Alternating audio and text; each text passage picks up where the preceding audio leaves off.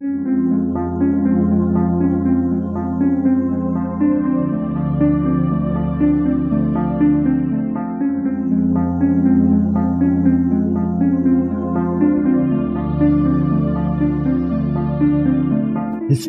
tells the story of the world and of our lives. Sometimes that history goes bump in the night.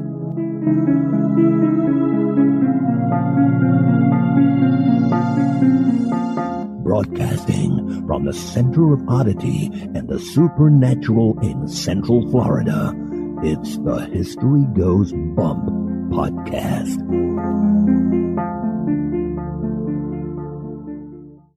Hello, you spectacular people. Welcome to this 513th episode of the History Goes Bump podcast, Ghost Tours for the Theater of the Mind. I'm your host, Diane. And this is Kelly. Kelly, on this episode, we're going to be sharing with our listeners what we did over my birthday weekend in October. We went down to Fort Lauderdale and we did a ghost tour down there and visited some historic locations.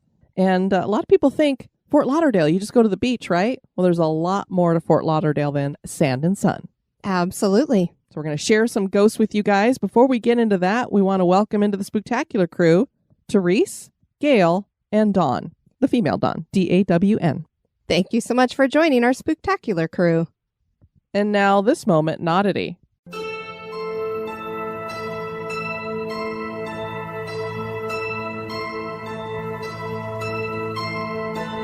When someone says, "I love my mummy," many people assume that the person speaking those words are referring to their mother.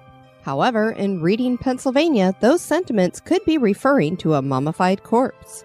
The Almond Funeral Home has been caring for a mummified corpse known as Stoneman Willie since he died in 1895. According to records, the mummy had been on display for 128 years. Those records show that Willie was picked up for drunkenness, then released, and shortly thereafter he was arrested again for breaking into a boarding house. The prison warden stated that Willie stood at 5 feet 11 inches and possessed sandy brown hair and a mustache. Willie died in custody after his second arrest. Stoneman Willie was recently interred on October 7, 2023 in Reading, Pennsylvania at the Forest Hills Memorial Park Cemetery. The funeral home's director said that researchers are fairly certain that Stoneman Willie was actually James Murphy of New York, who is of Irish descent and was in Reading for a convention. Willie's corpse, or James as it were, had become an icon of the area and attracted tourism to the funeral home. Be that as it may, he is no longer lying in state but is comfortably resting 6 feet under with a granite tombstone bearing both of his names. An informational relief will be added shortly, and his whole burial story certainly is odd.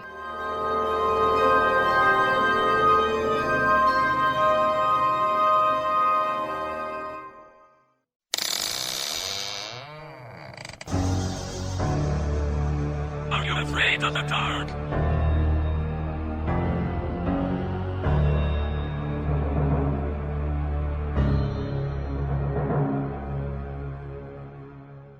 And now, this month in history.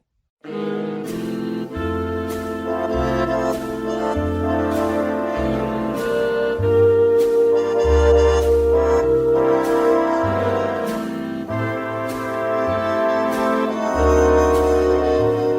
the month of November, on the 8th in 1965, the soap opera Days of Our Lives premiered. The episode was titled Beyond Salem, Days of Our Lives, A Very Salem Christmas. This daytime Emmy Award-winning show has been broadcasted practically every weekday since that debut episode. The original show consisted of 7 main characters: Tom and Alice Horton, Mickey Horton, Marie Horton, Julie Olson, Tony Merritt, and Craig Merritt. Dr. Tom Horton, played by MacDonald Carey, was a cast member from the show's inception until his death in March of 1994. He is still heard voicing the epigraph, "Like sands through the hourglass, so are the days of our lives," as well as the outro to commercial breaks. Frances Reed played Tom's wife Alice, the show's matriarch. She was a cast member for 42 years. Fans of the show are familiar with the fondness of Alice Horton's donuts that always worked their way into so many storylines. Over the years, many core character actors have remained.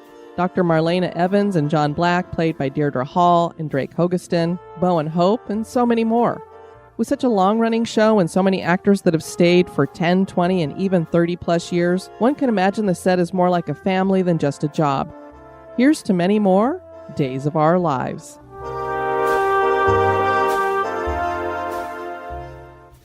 Fort Lauderdale means fun in the sun at a beach for most people. But this oceanside town has another side. There are many haunted locations here, and for good reason. The Seminoles fought with settlers. The titans of industry made this their playground. And this is the Venice of America, with 165 miles of scenic inland waterways. Water is a key conduit for paranormal activity. In October, we met up with our listeners, Amanda and Charlotte, and had some dinner and then headed off for a ghost tour. Join us as we share the history and hauntings of Fort Lauderdale.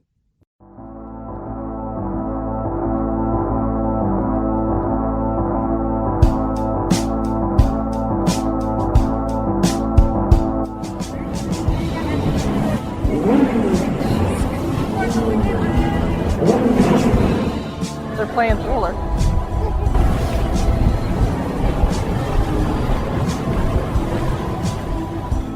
Oh, it's open on Saturdays and Sundays too? Good. Yeah. Cool. If we shine our flashlight through it, there's some pretty cool artifacts in there. Oh, yeah. They're really Very fit cool. for the era. They have some clothes from the pilgrimage and things like that. Neat.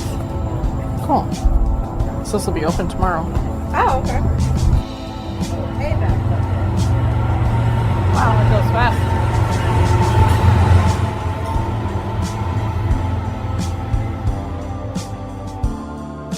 It now serves as a very popular restaurant and bar.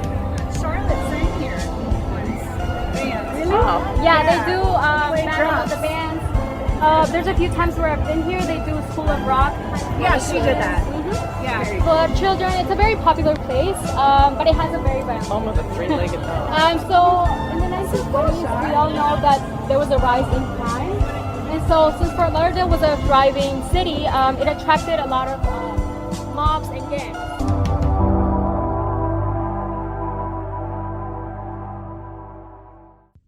Fort Lauderdale was originally known as New River Settlement. Before European settlers moved in, the Tequesta tribe was in South Florida and their dwindling numbers merged with the Seminoles. The Seminoles were a fiercely independent people, and when the Spaniards came, they called them Maroons or wild free people because they couldn't be subjugated. The United States military built a stockade at the fork of the New River in 1838 and named it Fort Lauderdale after Major William Lauderdale.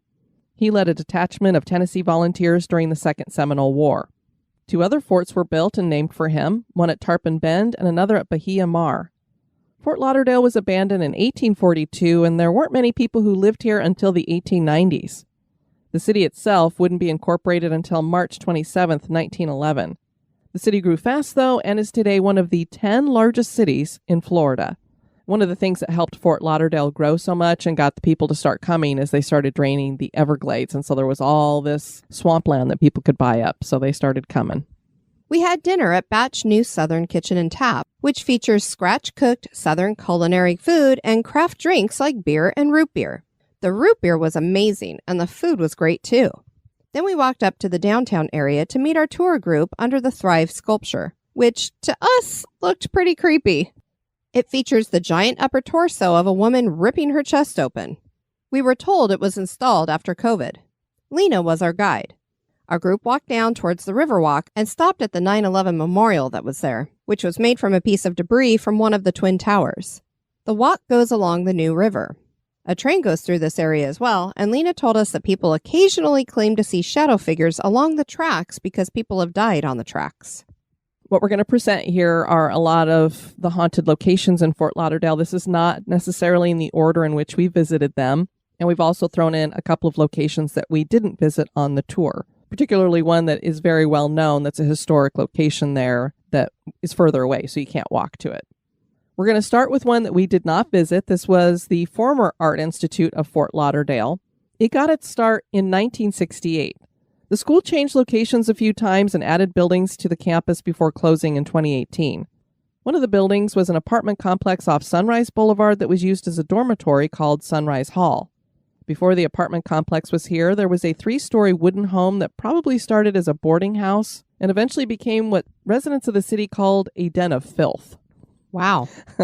During the 1940s, it became a flop house, and this lasted through the 1960s, with the police making regular stops to deal with drugs, prostitution, and murder. The building became a real eyesore and finally burned to the ground in the late 1960s. A small apartment-style hotel was built on the spot, and it was quite popular in the 1970s. There were a few stories of strange happenings, but paranormal stories didn't really start coming out until the school started using the building as a dormitory. Students claimed to hear strange sounds, particularly on the second and third floors. The most regular sound was moaning, which always started around 1 a.m. After a few minutes, the moaning would trail off, only to start again. There was never any cause found for the moaning. The sounds of metal tools being dropped had also been heard. High-heeled shoes were heard clicking on the first floor around 3 a.m. The walking goes towards the door and then goes away. Then shortly thereafter, the shoes sound as if they are running back in from the door and then stop as quickly as they started. So I don't know if that's like something residual where somebody was leaving and then got scared by somebody who was trying to run away for their life or something. Shadow figures were seen walking the halls at night, and some students claimed to see shadows standing outside the windows of their rooms. And when they would look outside, they'd see no one there. They'd go back into the room and see that the shadow was still there. The shadow would eventually go away. It's a peeping Tom shadow man. Yeah. And I don't know what the building is today. I don't know if it's sitting abandoned or if they turned it into something else, but the school hasn't been there since 2018. And next we have Esplanade Park, which is today a community center for the residents of Fort Lauderdale, but it once was a scene of some bloody attacks. This park is down by the Fort Lauderdale Riverwalk and has gardens and a pavilion. A fort had once stood where the park is now and had vast stores of ammunition and gunpowder. The Seminoles had formed a partnership with some mercenaries, and this group of 10 men broke into the fort and tried to smuggle out some explosives, but were caught. The commander decided to burn down the garrison with the mercenaries inside, and they were killed. For years, the Seminoles and settlers fought with each other over land, and this came to a head after a group of settlers assassinated the Seminole chief, who was named Alabama. They then burned down his hut. The justice of the peace was named William Cooley, and he arrested those responsible, but he had to let them go because there just wasn't enough evidence. Both the Seminole and Creek blamed Cooley for no justice, and they planned to get revenge. The Second Seminole War broke out, and on January 4th, 1836, a group of Creek Indians attacked Cooley's homestead when he was away and killed his 3 children, his wife, and the children's tutor, whom they also scalped. They then burned the house. This homestead was just a bit down from Esplanade Park. Now it is said that the park is haunted because of the attack on Cooley's home and the killing of the mercenaries. The mercenaries appear as grotesque zombies with rotting flesh and open wounds. A man who was walking his dog along the Riverwalk felt a tugging on his shoes. He looked down to see a skeletal hand clutching his ankle from the ground, and the man ran and called the police. The police actually found the bones still there when they got to the park, and those bones were carbon dated to the Third Seminole War. What? So there are those who think this might be a mass burial site. Wow. Yeah, don't put a park on top of those places. I dealt with that in Denver with Cheeseman Park. You're going to get some hauntings. Lena told us about a man who'd been walking through the park, and he decided to take a break on the bench. He tied his shoes, sat up, and noticed a man was sitting next to him. He looked over, and it was someone covered in blood, wearing indigenous clothing, looking at him, who then disappeared. Goodness. Yeah. So we got to walk along the Riverwalk, which is really nice there. When she first was telling us about it, I didn't clue in that this used to be called New River and that river is called New River. So she said, we're going to be down here on the new Riverwalk. And I'm like, oh, the Riverwalk is new? I mean, it was pretty nice, and it is fairly new, but it wasn't as new as I thought it was. But anyway, we weren't able to go through Esplanade Park because it was set up for a vegan festival that weekend. This is true. So we just had to kind of look at everything from the distance. And we didn't have any paranormal experiences while walking along the outside of it. The scariest thing, well, I'm not really scared of the paranormal, but was that giant orb weaver spider. Oh, yeah. We were walking along. It was huge. Yeah, tropical orb yeah. weaver. Our son Austin would have been thrilled. He loves spiders. Yuck. Next, we have Lucky's Tavern, which is the home of the three-legged dog and offers over 100 beers. Unfortunately, we didn't partake. No, we did not, but there was a pub crawl going on from the same company at the same time, and it was kind of cute. They came out, and the tour guides talked to each other for a minute, and they were asking, oh, are you guys on a tour too? Or he was telling them that we were on a tour too, and I said, yeah, but we're not getting drunk tonight. And they all laughed, and they said, we are. Yes, and a couple of them were slurring their words quite well. You have no go. Oh, you have ghost.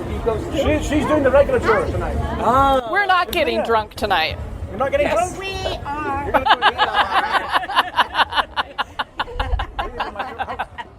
All right, have fun. Let's go. Enjoy, you guys. You too. Thank you. Good grief. Good thing they were walking or crawling, whatever it is. Yeah, that's why we don't really do pub crawls, because, I mean, I love hearing about haunted bars and stuff, but I'm like, I have to drive after this, so if I was just walking around a city, maybe, but... And you want to retain the details. Yeah. Fort Lauderdale attracted mobs and gangs, and one of these mobsters was standing in the doorway when he was shot and killed. The bar had been a pretty violent place. Staff members claimed to feel strange things in the bar. One evening, a bouncer was laying his head down on the bar because he was tired, and he felt something nudge him. He looked up, and no one was near him, so he laid his head back down. Then he felt another little push. He looked up again, and still no one. The bouncer laid his head down one more time and was violently pushed off his chair. This time when he looked up, he saw a dark figure, and it scared him. The bouncer told his boss, and the boss told him he shouldn't sleep on the job. So I don't know if he didn't believe him or he's like, well, that's what you get for sleeping on the job. People claim to feel cold spots and to see shadows in the bathroom. Female bartenders have been touched inappropriately by something they can't see. A young woman in a long Victorian dress with her hair pulled back has also been seen here, missing her feet. It's amazing how many ghosts are missing their feet, and I always wonder, is that just because some of them they would cut down to size to put them in their coffin, or it's just a thing that doesn't manifest for spirits sometimes? Could be. I don't know. Although one of the most common things that we hear when it comes to haunting activity is disembodied footsteps. So how is that happening if you're missing your feet? It's a mystery. Next up, we have Original Fat Cat's Bar. There are really no public records about this location. Today, it's a dive bar with great food and live music, which was going while we were there.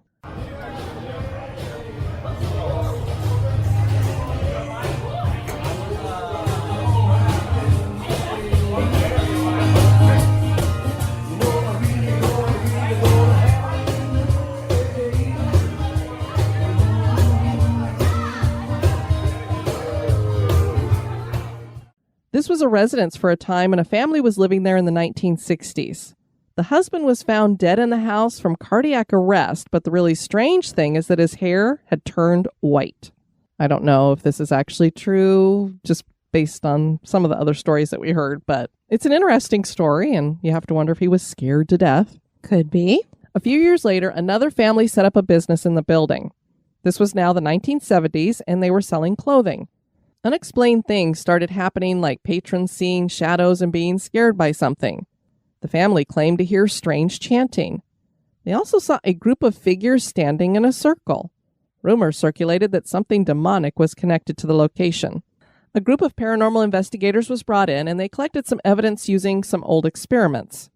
As you can imagine, back in the 1970s, they didn't have the kind of equipment we do today. A journal was discovered beneath the floorboards, and as they flipped through it, they realized it had belonged to a warden, and that got historians thinking that this had once been a jail. The warden had written down his beliefs about rehabilitating prisoners, and torture was the cure to him. Oh, sure. There were 42 prisoners under him, and he would torture them every day with both physical and mental means. Neighbors finally called the police after getting tired of hearing the screams of the men. Before they shut down the jail, the warden poisoned all the inmates, and then the guards, his wife, his children, and himself. People claimed to see shadows looking out of the windows. Sounds like perhaps he should have been one of the inmates. And now a little break for a word about one of our sponsors.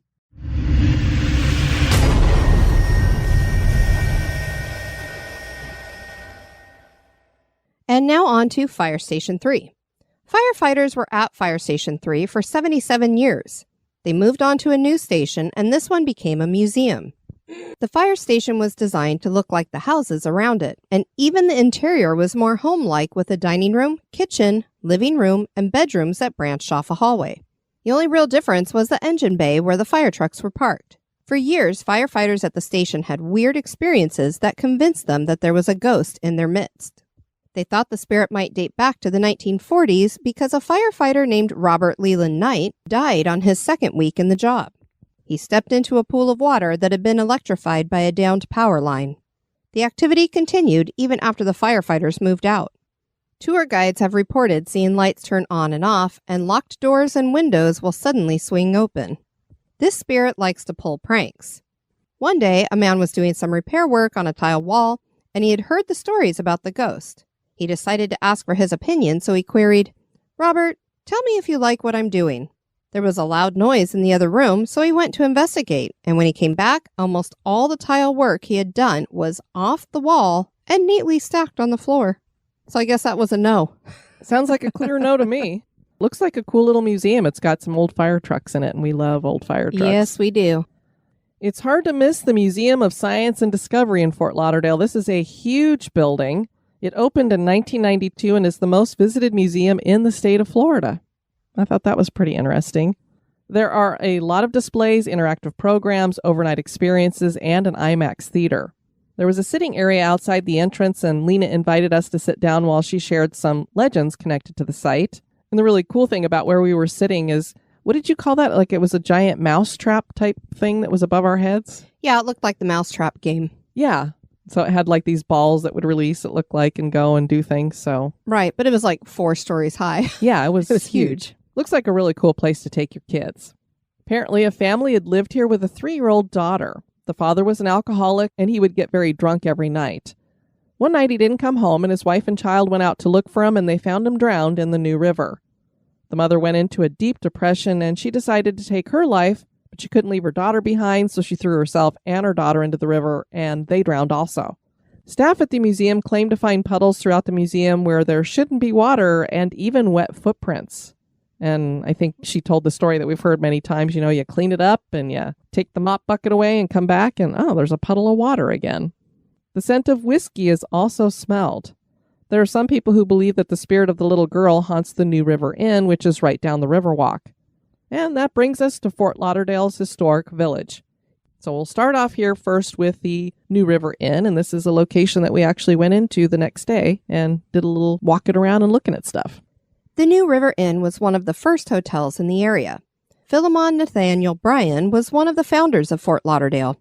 He was born near Jasper in Hamilton County in 1844, where we investigated the old Hamilton County Jail, and where I showered with some convicts. That is right. Or inmates. I was so excited. You know, that's one of the things that's fun about visiting some of these smaller locations and stuff, is that we know these smaller cities too. Because the minute it said he was born in Hamilton County, I was like, oh, we did the jail there. And then it said it was near Jasper. And I'm like, well, the jail is in Jasper.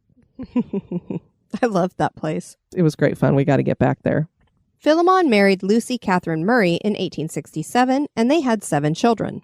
He had a citrus grove that he lost to frost, as so many... Yeah, pretty much everybody in the central Florida area ended up losing their citrus groves, so they realized the hard way, you got to have it even further south. So he moved the family to Fort Lauderdale to start over. The railroad would become his focus, and was given the job of supervising the laborers laying track for Henry Flagler's Florida East Coast Railway. The Bryans had a house across from the railroad station, and they used it as a boarding house. Bryan saw the success a luxury hotel could have if it was built near the station, and so he replaced the boarding house with the Bryan Hotel. Contractor Edwin T. King built the hotel from hollow concrete blocks formed from beach sand. No rebar was used in the construction. Rather, this is considered a gravity building, with the same kind of structure as the pyramids of Egypt, where the weight of the blocks ensures its strength. It's really cool looking, too, because these aren't really big bricks. They kind of almost look like the same size as normal bricks, a little bit bigger. And not only was this built that way, but there are 2 other historic houses there that were part of the Bryan family that were all built in the same way. I thought they were actually kind of medium-sized between cinder blocks and bricks. Yeah, that's how I would describe it. Okay. It was just weird to me because we're used to, like, our house is concrete block and it's those big cinder blocks. Right. The New River Inn was unprecedented in its luxury for the community and opened in 1905, featuring 24 rooms and 2 bathrooms. And those 2 bathrooms was like, wow. For 24 rooms. Yeah, you definitely would have had to have been sharing there, Kelly. King also built the Bryans a concrete block house in the colonial revival style at 227 Southwest 2nd Avenue. That house still stands and is considered the oldest remaining example of residential masonry architecture in Fort Lauderdale. Philemon died in the house in 1925 at the age of 84. Lucy died a year before Philemon after breaking her hip slipping on a pea pod on the front porch of the Bryans' former home when she was 72, and people claim that her spirit haunts the home. A yoga studio had once used the home, and patrons claimed that when they would look in the mirror, they would see the image of an elderly lady with her silver hair in a bun and dressed in a black wool dress. She would give the startled patrons a friendly smile. That home was not on our tour either, but I thought that was a neat little side note. And that name King is going to come up a lot. He built a ton of stuff here in Fort Lauderdale. As I said earlier, the hotel and 2 other historic houses on the property were all built that same way. Well, that house, the Bryans' house, the matriarch and patriarch, their house was built in the exact same concrete block way too. Eventually, the name of the hotel was changed to the New River Inn. The hotel ran for 50 years before being closed in 1955. Today, it's a museum that pays homage to Florida's past and pioneer life and still features the same wood floors and front desk. The museum has a few ghosts hanging out as well. On the tour, we were told there were 3 spirits in the museum, but only one had been identified. They believe that spirit is Brian himself. And we did find other claims that people see the spirit of an elderly gentleman resembling Brian in his former hotel.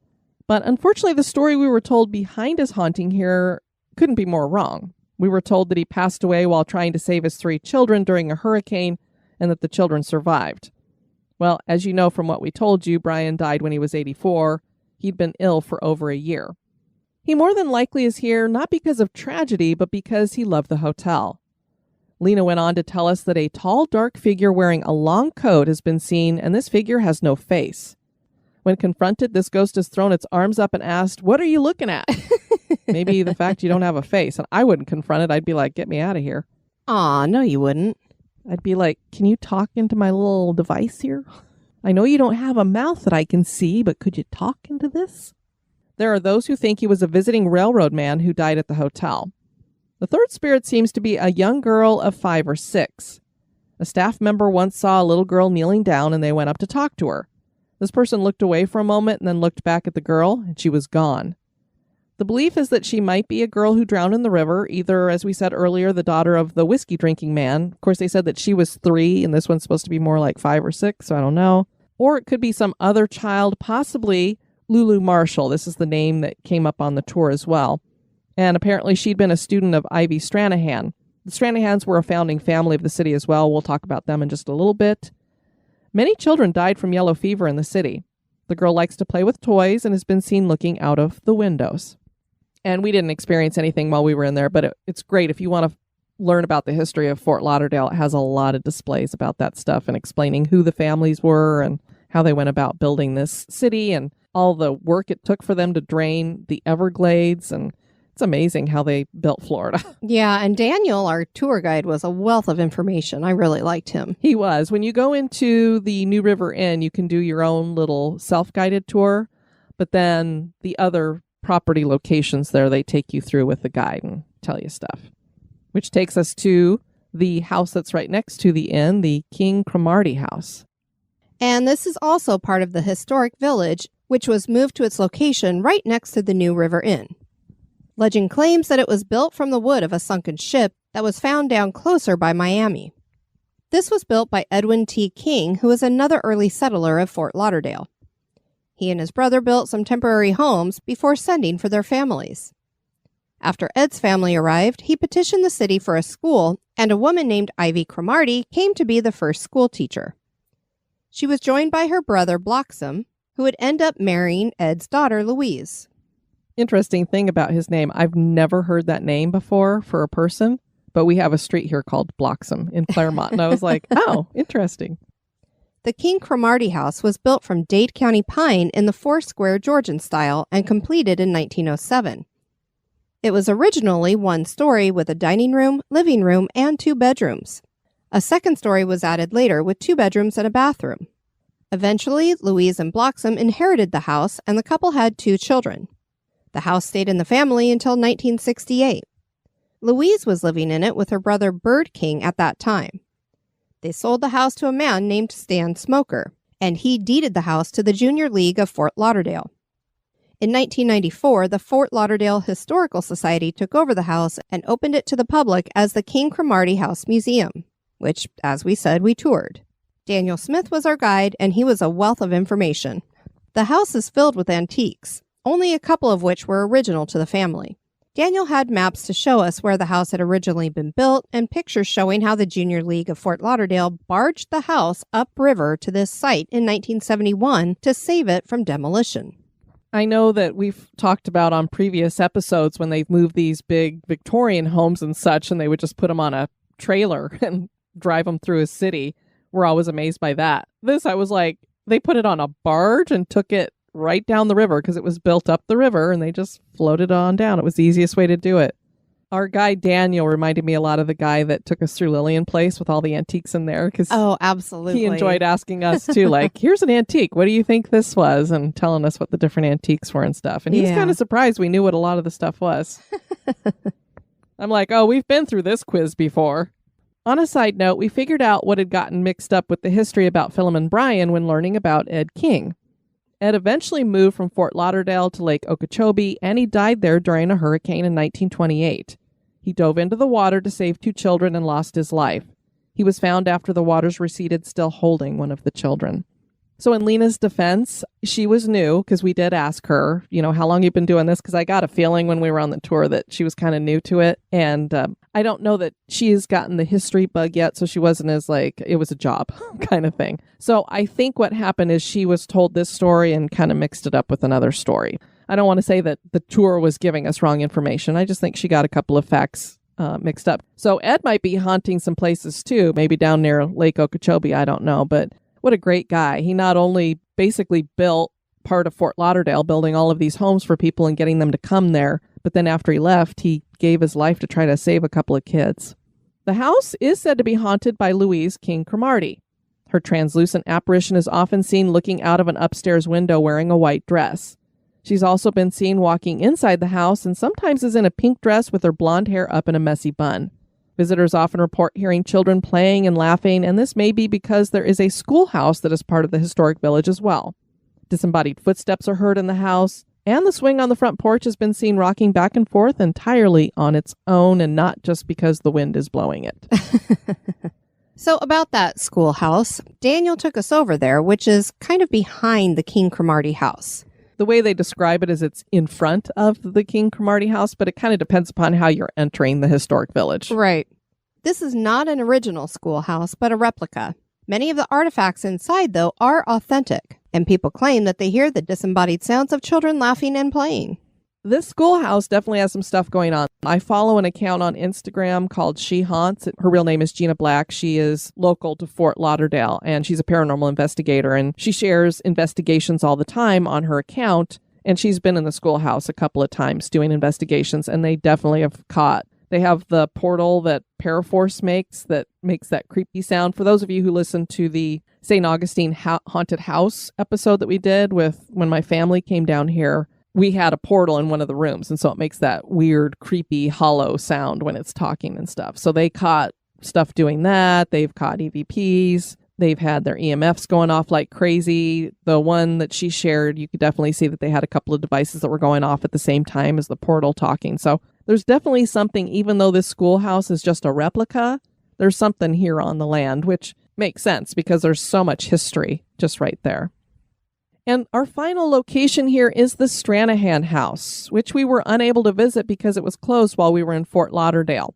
And we couldn't even drive past it because of construction.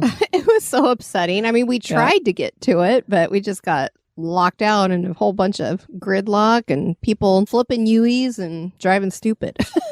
I'd already looked it up ahead of time, and it's only open on certain days and then for certain times. And it was supposed to be open on that Friday. And usually they have tours at 1, 2, and 3. But the only one that you could book online was at 10 a.m. And I'm like, well, if we were driving down that day, and I'm like, if we want to get there by 10 a.m., we have to leave here before 6. And I'm like, no, I don't want to do that for my birthday weekend.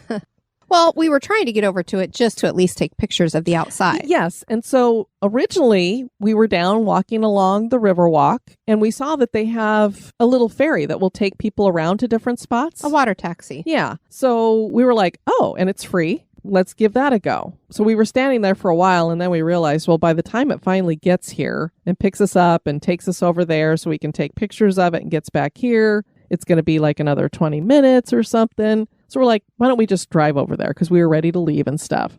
Well, that was a bad idea because one of the reasons why they have these weird limited hours at the Stranahan house is because they're doing this construction. I'm not sure if they're expanding something or whatever, but we get there, the road's blocked off. And then to the left is the downtown area, which you can't drive through. So it was like, okay, we can't go that way. And then everybody's following us. We ended up like in a parking garage trying to do a U-turn. It was a nightmare. So I was like, forget it. We're not going to see the house. But it is said to be an excellent example of Florida vernacular architecture. It was built by Frank Stranahan. Stranahan had been born in Ohio in 1864. He worked in a Youngstown, Ohio steel mill, and this impaired his lungs, so he moved to Florida in 1890 seeking a better environment. He settled first in Melbourne until a cousin offered him a job at the New River camp at Fort Lauderdale, and he arrived there in 1893. That first job was managing the overland mail route. He also started a ferry service to help people get over the New River. Frank built a house for him to not only live in, but to service his enterprises, so this had a waiting area for the ferry and a post office. Frank also opened the house up as a type of trading post, and he not only welcomed the white settlers, but Seminoles as well. He was liked by everybody and is seen as a founding father of the city. We mentioned Ivy Cromartie earlier as the first school teacher at Fort Lauderdale. She was only 18 years old when she moved to the town in 1899. Frank fell in love with Ivy and asked her to marry him, but she said she would only accept under two conditions. He needed to shave his beard, and he had to agree not to have children. She clearly liked children since she was a teacher, but it is thought she was traumatized when she helped her mother during a horrendous childbirth that didn't go well. The couple married in 1900, and Frank set about expanding the house into 2.5 stories. The first floor had his office, a parlor, dining room, and kitchen, while the second floor had 6 rooms, a master bedroom, 2 smaller bedrooms, a sewing room, and 2 guest rooms. And there was a bathroom up there as well. The whole house was constructed from Dade County pine, and there were verandas on both floors. The house was ahead of its time with indoor plumbing, running water, and electricity. Ivy taught the children of Fort Lauderdale for 17 years, and she also taught the Seminole children for 15 years. She created the Friends of the Seminoles Foundation and helped to establish Everglades National Park, while also promoting women's suffrage. The Stranahans had a great life, and then the stock market crashed. It wiped out most of Frank's assets, save his farming interests. A hurricane that same year wiped out the farming ventures. Then a trip to the doctor revealed that Frank had terminal cancer. He was told he had 6 months to live, and he fell into a deep depression. Frank tried to kill himself during a hospital stay, and he was sent to an asylum. Ivy was desperate to have him brought home so that he could die in peace there. She petitioned the authorities, and they let him go home. And then she watched him like a hawk, never leaving him alone because she was afraid he would attempt suicide again. One day, she left him alone outside for just a moment, but it was long enough for Frank to tie himself to a heavy metal object and drown himself in the New River. And apparently there were family members who saw him out the window and tried to run to save him, but since he had tied himself to that metal object, there was nothing they could do. Ivy turned her beloved home into a boarding house to make ends meet. Frank's suicide meant she couldn't collect his life insurance money. She eventually leased the first floor to a restaurant. Ivy died in her sleep in 1971, and the restaurant continued to run in the house until 1979. When it closed, the house was given to the Seventh-day Adventist Church, to which Ivy had been a lifelong member. The church sold the house to the Fort Lauderdale Historical Society. The house was restored to its 1915 look on both the interior and exterior and opened as a museum. The Stranahans had it painted white with green trim, and that is what it is today. A hurricane-proof roof was put on the structure in 1996. The interior has Victorian-era furniture with many original pieces to the Stranahans, including Ivy's china. The house is said to be haunted, and quite haunted. Lots of spirits here. One spirit is believed to belong to Ivy's sister, Pink. Pink's husband had gone away on what he called a business trip, and Pink was pregnant and didn't want to be alone, so she came to stay at the Stranahan house. She had lost 3 previous pregnancies, so you could see why she didn't want to be alone just in case. She ended up losing this one as well after she heard news that her husband had left her for his wife, whom Pink had no idea existed. Pink hemorrhaged badly and refused to go to the hospital, and she died in the parlor. Paranormal investigator John Mark Carr wrote the book Haunted Fort Lauderdale, and he wrote in that about an investigation he conducted. EVPs that he collected made him think that Pink had wanted her husband arrested and is still seeking that in the afterlife. Pink asked where Clark was, and he was the sheriff of Fort Lauderdale back at that time. 2 orbs are seen traveling together at times, and it is surmised that this is Pink and her unborn child. She was 7 months pregnant when she lost the baby, so it's pretty far along. Ivy's brother Albert was a black sheep of the family who enjoyed carousing around, gambling, drinking, and sleeping with ladies of the evening. One of the latter gave him TB, and he died from it in the Stranahan house 6 months later. His spirit manifests as a bit playful, but inappropriate at times. Not surprising. Albert is yelled, "Get out," on EVPs. His spirit isn't the only family member here. Ivy's father, Augustus Cromarty, became ill, and she had him moved into the house where he died. This is today the gift shop, and his presence is felt in there. He doesn't like change and will throw things like books when displeased. Sometimes he will make the shop ice cold. And then, of course, Frank is here. Both visitors and staff have seen Frank's apparition in the house, but he is also seen jumping in the New River in a residual manner. And the Stranahan house is right there on the New River, so for him to have drowned himself in it, he didn't have to go very far. Ivy's spirit is still said to be in the house as well. Nobody is sure who the spirit is that helps out on the stairs leading up to the attic. They are narrow and can be dangerous, and many times staff have felt a cold hand on their back steadying them on the stairs. Occasionally the scent of a perfume that Ivy wore is in that area, so people think that she is the helper. If Ivy gets upset with someone, she tends to blow in their ears, so I'm assuming it's not a nice little blow. Otherwise, she's very pleasant. Ivy had taught Seminole children, and a story claims that a young Seminole girl showed up on her doorstep one day and passed away. So I don't know if she came to her because she was sick. Her voice has been picked up on EVPs. She not only answers questions, but she likes to sing and chant. The girl has a sweet tooth and likes candy. And I love this story. I hope it's true. She will take candy out of a jar that sits on Frank's desk in his office, and staff will find it piled up in the attic. Oh my goodness.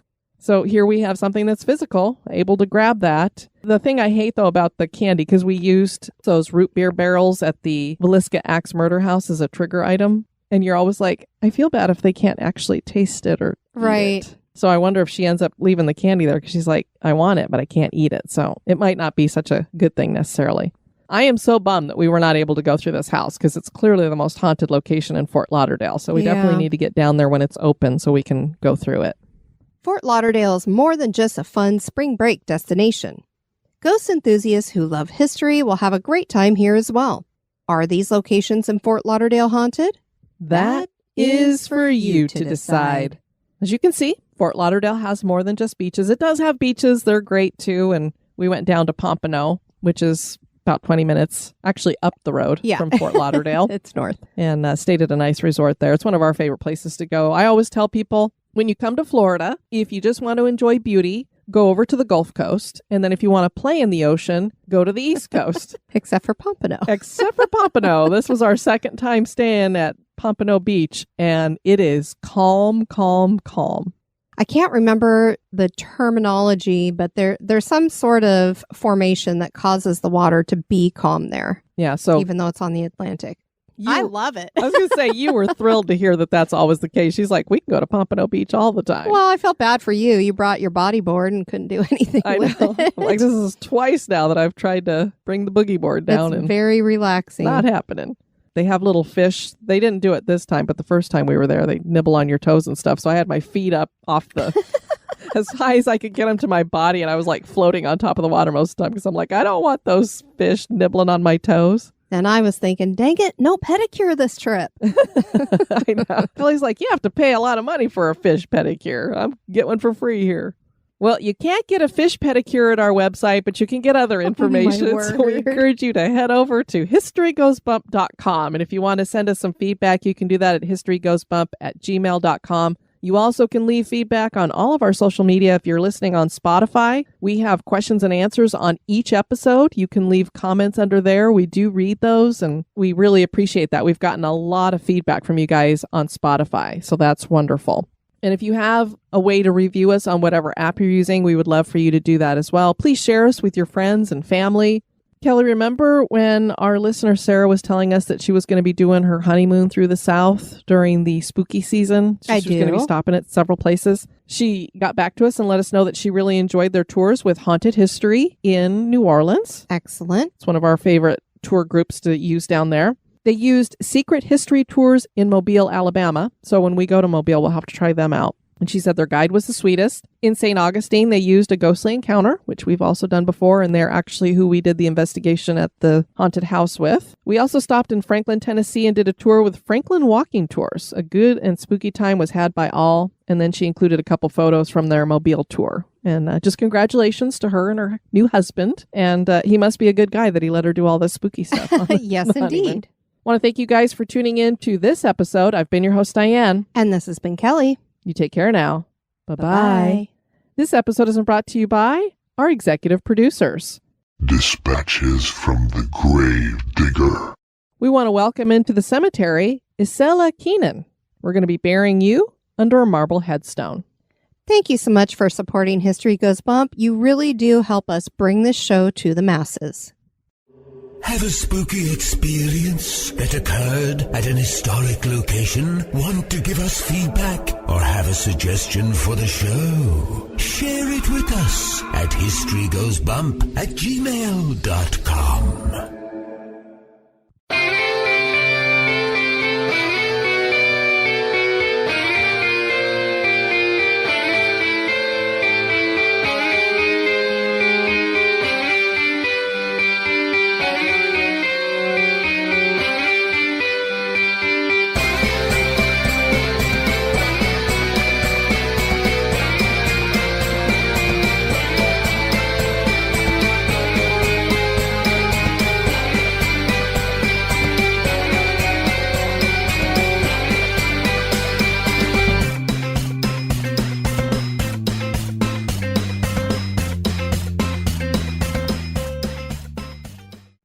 Fans of the show are familiar with the foodness. The foodness of Alice, because, you know, you're going to talk about her donuts. She was famous for her donuts. Everybody was trying to get the recipe.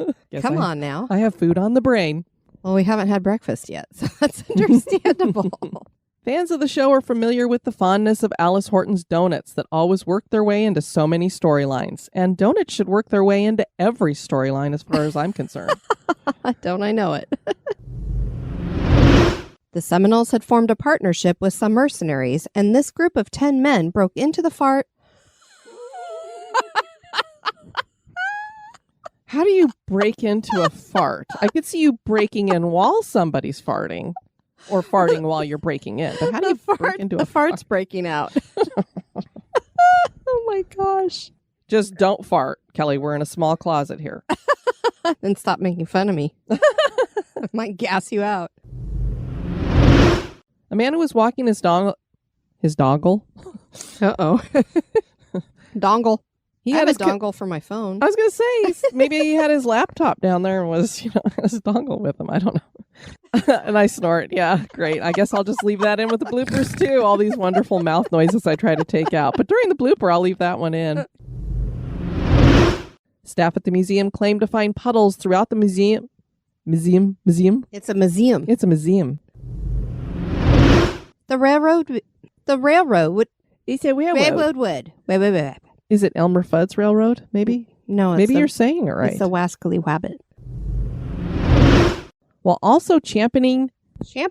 She was champing. When I wrote this word, I went, I hope I don't have to say it, because championing. You were hoping it would be my paragraph. So hard to say. I have certain words I just can't say. Championing. Is that it? Championing? While also championing.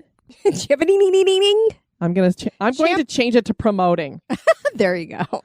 While also promoting women's suffrage.